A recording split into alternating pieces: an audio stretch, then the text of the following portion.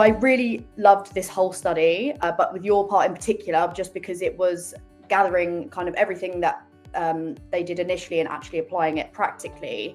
So showing how it works in practice to change the views and behaviours of professionals, particularly those in frontline of horse care. This is probably even larger than this paper, from the perspective of, well, we now have this a knowledge as to how to use learning theory to help horses that are needle shy and help horses in lots of different veterinary environments.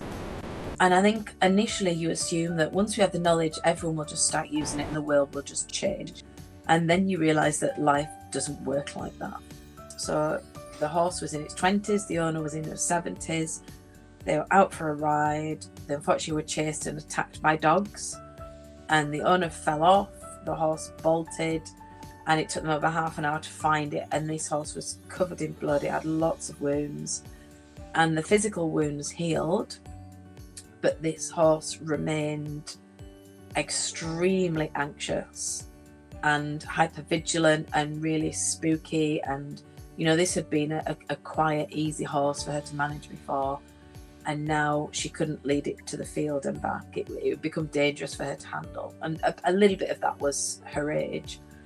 So they were considering euthanasia, and they went, look, physically this horse has healed, but that is where we know this horse had a very severe stress response and a prolonged stress response, and then get into a state of wind up in terms of stress.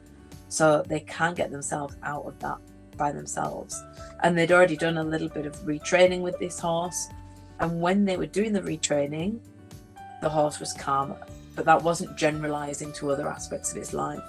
So that is where we used a psychopharmaceutical to break that cycle, to reduce anxiety, to boost serotonin levels, which is a feel-good hormone or neurotransmitter in the brain.